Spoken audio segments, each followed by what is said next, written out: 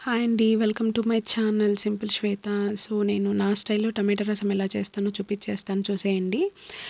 నేను ఇక్కడ 3 టమాటాస్ తీసుకున్నాను. కొంచెం చింతపండు తీసుకున్నాను. కొత్తిమీర వేశాను. తర్వాత కరివేపాకు కూడా వేశాను. బట్ వీడియో క్లిప్ మిస్ అయింది. కొంచెం పసుపు, సాల్ట్ యాడ్ చేసేసి ఇలా బాగా బాయిల్ చేసుకోవాలన్నమాట. టమాటాస్ బాగా ఉడికేదాకా. తర్వాత రసం పొడి వేసుకొని నేను తక్కువే వేశానన్నమాట. మాది కొంచెం ఘాటుగానే ఉంటుంది. బాబు కూడా తినాలి కదా! సో, కొంచెం తక్కువే వేసుకుంటాను నేనైతే. తర్వాత అలా స్మాషర్‌తో బాగా స్మాష్ చేసుకోవాలి. స్మాషర్ ఉంటే స్మాష్ చేసుకోవచ్చు. లేదంటే మనం హ్యాండ్ పెట్టైనా చల్లారుతుంది కదా! సో, హ్యాండ్ పెట్టైనా స్క్వీజ్ చేసుకోవచ్చు టమాటాలోని జ్యూస్ అంతా. హ్యాండ్ పెట్టి స్క్వీజ్ చేసుకుంటే ఇంకా బాగా స్క్వీజ్ అవుతుందనమాట. జ్యూస్ అంతా బాగా బయటకొస్తుంది టమాటా నుండి.